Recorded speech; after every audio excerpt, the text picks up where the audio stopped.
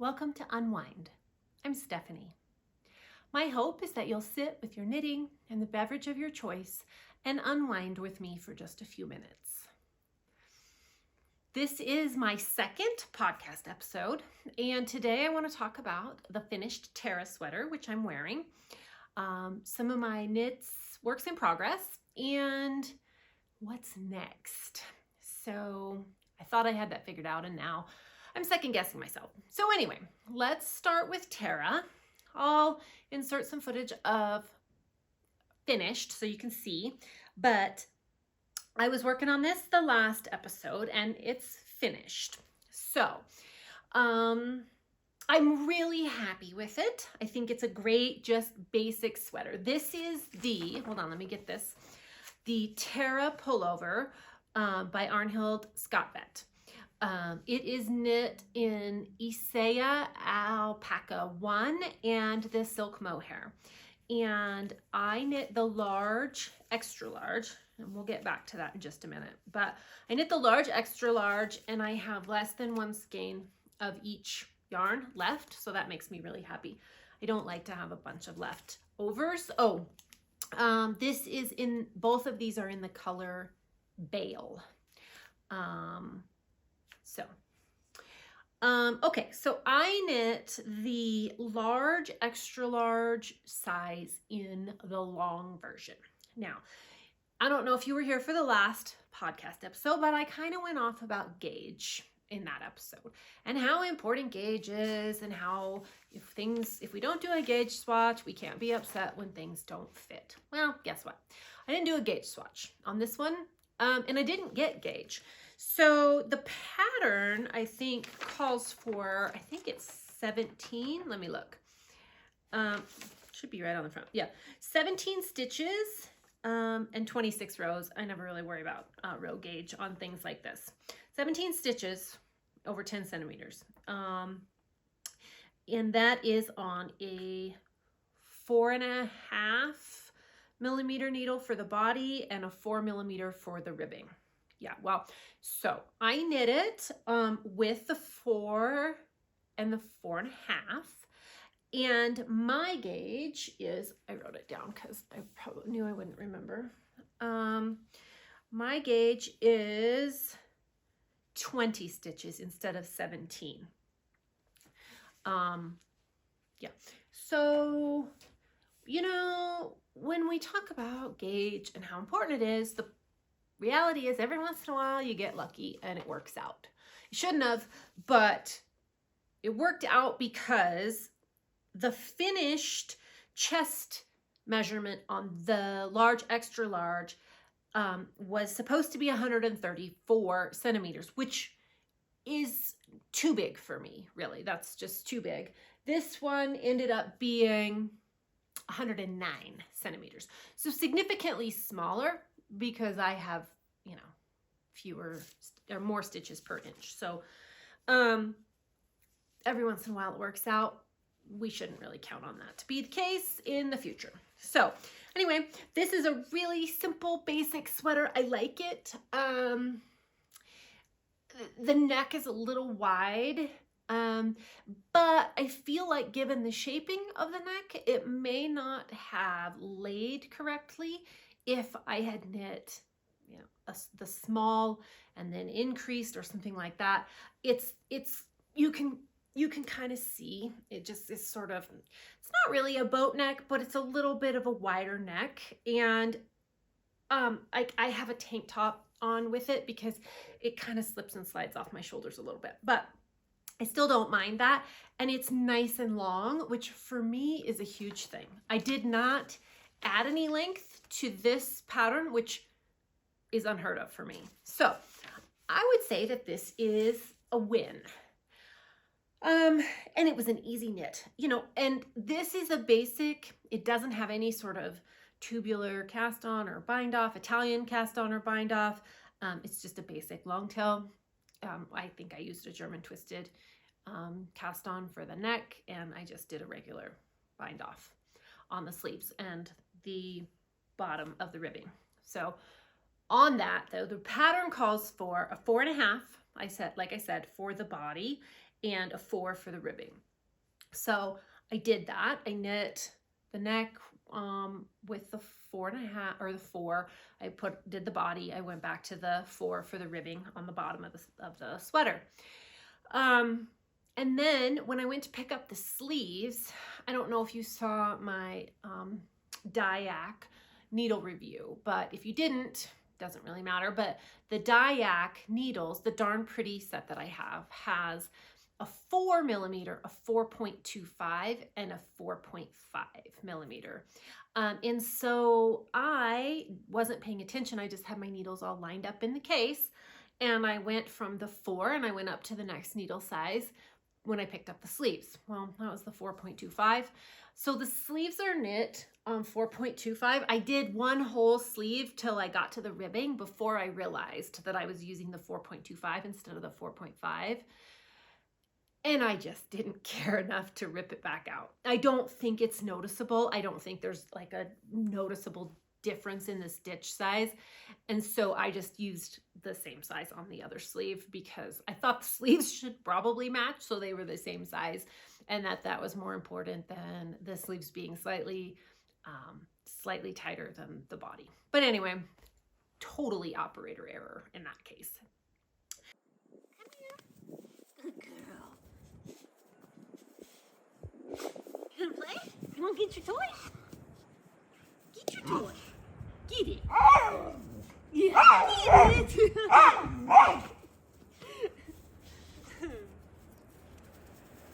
Good girl.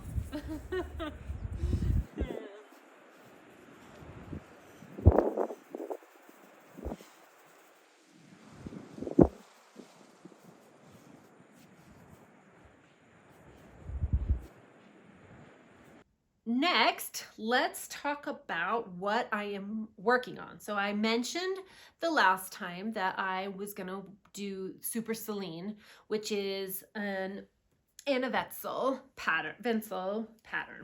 And I am knitting it, and it's lovely, super fun. Let's see, let me get the front here. This is what she looks like so far. I am almost, I don't know, I probably have like 10 centimeters left on the body before I do the short rows for that. It has like a long kind of curved hem on the back, and so that's coming up next. I am knitting this in Knitting for Olive Heavy Merino with their soft silk mohair held with it. Last time we talked about gauge swatches. Let me grab the gauge swatch. I think it's in the bottom here. Maybe. Yeah, I don't know where it is. Never mind. Oh, here it is. Okay, so last time I talked about the gauge swatch and how gauge swatches are such a pain in the ass because you use all this yarn and you don't get gauge, and then you got to do another one and blah, blah, blah, blah. Well, and I was lamenting the fact that I was worried that I wasn't going to have enough yarn. And I love this. A very nice viewer left a comment, isn't that exciting? And said, just take out your gauge swatch. And I thought to myself, well, I can't take out my gauge swatch because I knitted in the round, so I had all those long floats behind it, and I cut them when I washed it. And I was like, well, wait a minute. Yes, I can. I mean, I'm not going to change. I'm going to knit one round, and then the next round, I'm not going to turn it and purl back across. So I just took it out, and then I knit it with a smaller needle, and you can see, look at this, isn't it funky? Like, this is how much I had left on each row from the additional. I'll try to find the picture that I took of them all laying out on my couch as I was knitting each row individually. But anyway, I got gauge. I went down one needle size. So the pattern, I think, calls for a 5 and a 5.5, the larger needle size for the color work. And I went down to a 4.5 and a 5, and I got gauge. Let's hope that works out, because, you know, sometimes even though you plan, things don't fit like you want them to, even though you get gauge. I am knitting the size 2, which is, I think it's 120. Let me double check. Yeah, the bust circumference on the size 2 is 120 centimeters. This one, the Tara, is 109, and it's plenty roomy. And the Super Selene is designed to be very roomy, but I thought, I measured one of my existing sweaters, sort of one of the roomiest that I have that I'm comfortable wearing, and it was 120. So that's why I decided on 120 centimeters. So it softens up quite a bit when you block it. It's a little dense right now. I think that's just because I went down the needle size, and it's, you know, the merino and mohair. I wanted a really minimal contrast on the color work, and I think I got that, but then my husband says to me, he sees it and goes, it looks like a Charlie Brown sweater. And now I can't unsee that. So tell me what you think. Is it bad? I don't know. Anyway, I'm really loving it. It's an easy knit. If you are not a super accomplished color work knitter, this would be a great pattern to start with, because it's knit on with a heavier weight yarn. The patterns are pretty simple. There's not super long floats. There's a couple of long floats, but nothing that's horrible. And then it's just stockinette after that. One of the things that I really like about this pattern is it has an Italian cast on for the neck, and it has a twisted rib neck. I don't know that I've ever knit a twisted rib before. Twisted rib is when you twist the knit and the purl, and the theory is then, well, it's the reason for it is it doesn't pull together, and it works if you turn it. Both sides look the same. Anyway, so that's that's a work in progress. Hopefully by the next time I will have finished the body and be on the sleeves. And the last in progress item is my sock. This is the Seasons Socks by Summer Lee design, and it's knit in the Gauge Dye Works Bingle Gels holiday yarn. And the last time I showed it to you, I think I had finished the heel flat, but I hadn't turned the heel. So the other day I turned the heel, picked up the stitches, and decreased for the gusset.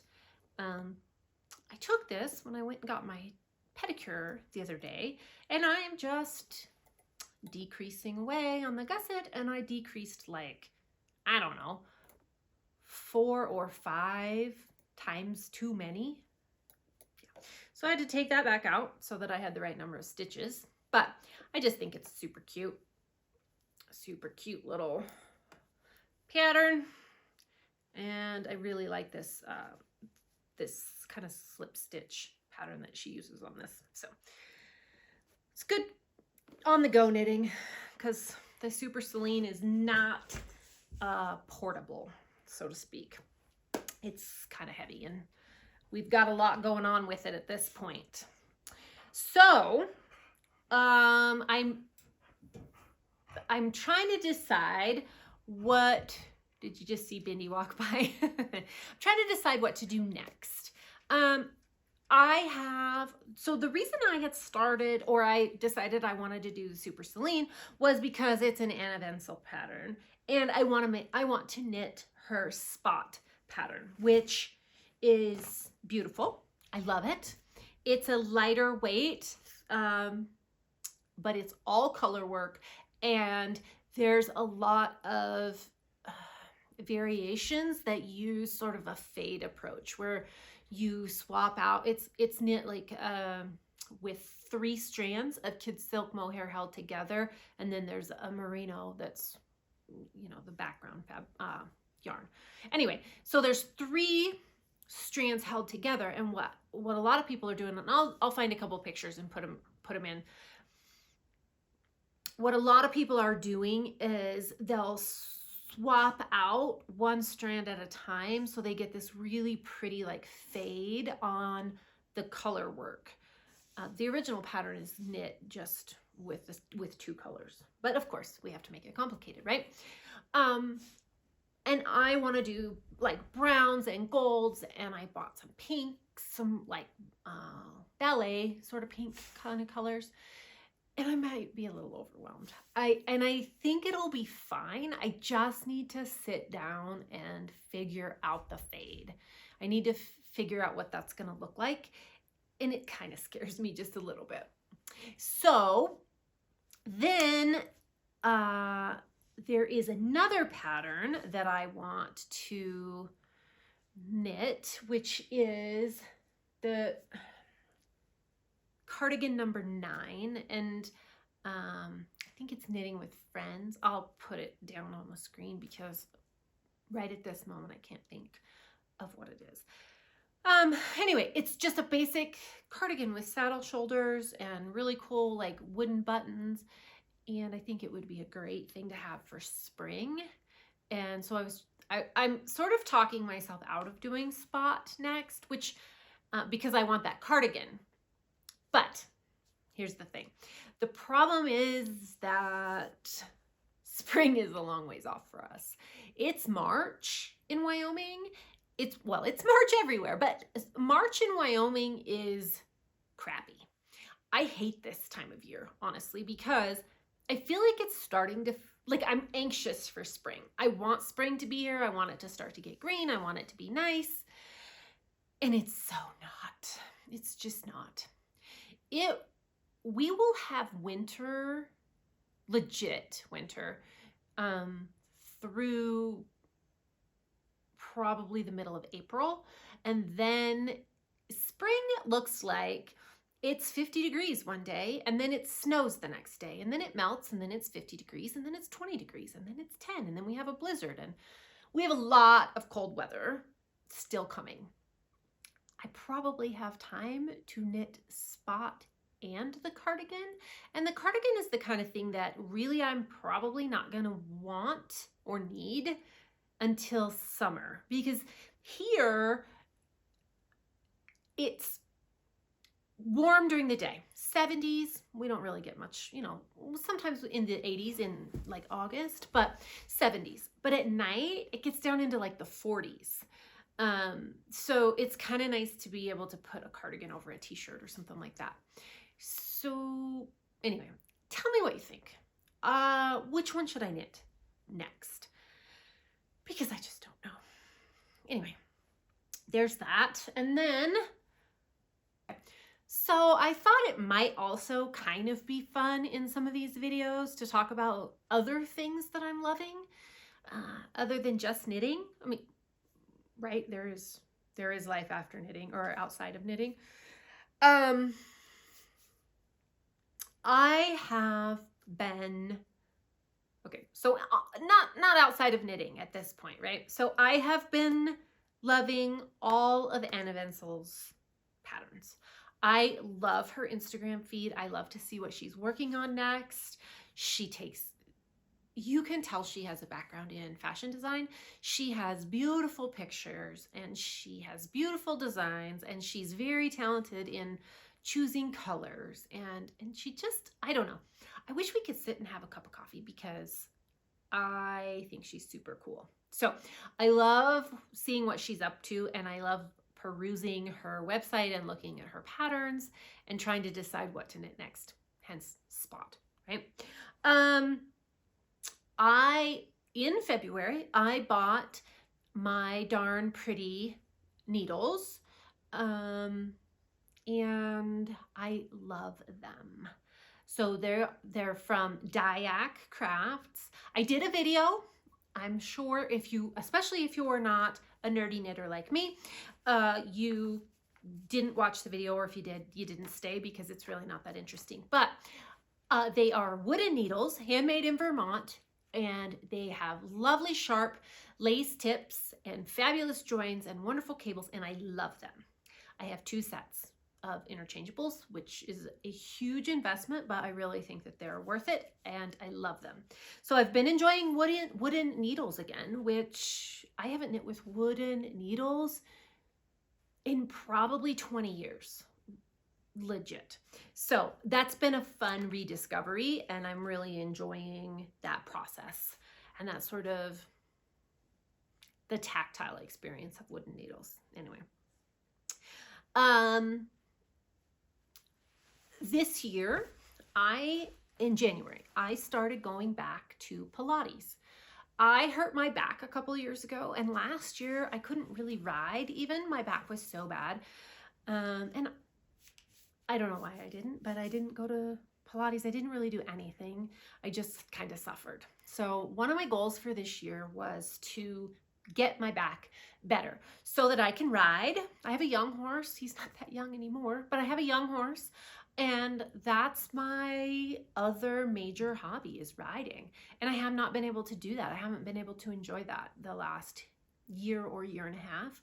And so anyway, my goal was to get my back better. So I've been going to physical therapy, and I've been going to Pilates, and I love Pilates. It's been so good for me, and I can kind of feel that I'm getting stronger and getting in shape a little bit, which is also a nice feeling. It keeps me going back. So anyway, that's another thing I've been loving the last couple months is Pilates. I have a really great Pilates teacher that makes it super fun. Back to knitting, because I'm kind of all over the place here. I signed up for the Knotty Pine Fiber Company Advent yarn. Well, I guess I didn't sign up. I bought it. I bought that, and it ships in November. She's a local dyer. She's in Wyoming. She's 2 hours from me. And actually I work a lot of the time in Douglas, where she is. So I like to support her, and she has beautiful hand-dyed yarn. So I'm excited for that. I bought the sock yarn, and it's 24 mini skeins. I have no idea what I'm going to do with it. So if you have any ideas, let me know. I am open to suggestions. I was thinking maybe she had two bases, the sock and a DK. And I thought, well, I got the sock, not because I'm going to knit socks with them, but I thought that maybe it would be the kind of thing I could use silk mohair or something with to sort of give it more of a gentle fade, kind of a sweater design. So let me know what you think. And if you've done it in the past, what you knit, I'd love to know. And then in the TV realm, my husband has been traveling a lot for work. And when I am home by myself, I try not to watch the shows that he and I watch together when we're together. So I've been watching Virgin River. I had started watching Virgin River a couple of years ago, because I think it's on its maybe 6th season, or they're coming out with the 7th now. I'm behind, but I think I'm watching the 6th season. But I had started watching it a few years ago, and it was one of those things where I watched all the episodes, and then when the new season came out, I didn't go back to it. So I went back and watched it from the beginning, and it's just one of those feel-good kind of shows, and I can watch it and knit and whatever. I have fun with it. And that's about it for me. I got some new shoes. I got some new Birkenstock clogs. I just got them, so I'm just wearing them for the first time, but I got them because I thought they would be fun to wear with my hand knit socks. So I'll keep you posted on that. And yeah, if you have any suggestions on anything, or if you have any thoughts of things that you'd like to see, I'd love to hear what those might be. I'm kind of struggling with where to film. You know, I have a lot of windows in my house and a lot of great light, but I also have a lot of stuff in my house. Like, you can kind of see, look at all the stuff. This is the third place that I've set up to film, so let me know what you think. I had thought about my husband has a studio, he calls it. It's his man cave. It's really like his reloading room and stuff like that. And I went in there this morning thinking that might be a good spot, but his stuff is all over in there. It's his room, right? And he left for Atlanta this morning, and so I didn't feel like I should move his stuff around. So I set up in the living room, and I don't know how it is. You tell me what you think. Anyway, thank you so much for being here. I really appreciate it, and I hope that you had fun and that we can connect. I'm on Instagram, and or in the comments here. I will leave my Instagram on the screen. And anyway, thanks for being here. Have a wonderful day and happy knitting.